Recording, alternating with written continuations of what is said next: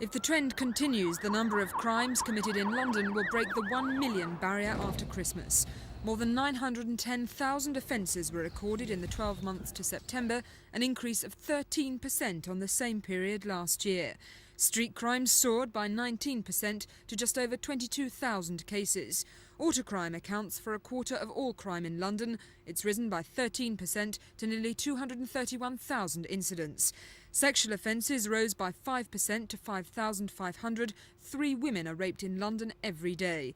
38,000 violent attacks were reported, up 12%. Police say they're not to blame and need the public's help. We need prevention and we need information.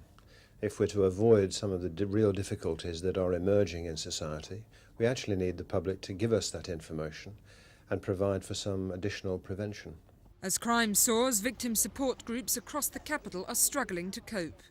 We're finding as we get busier and busier that we're awfully worried that we're going to not be able to offer such a good service, particularly to people who've suffered the more common crimes like burglary.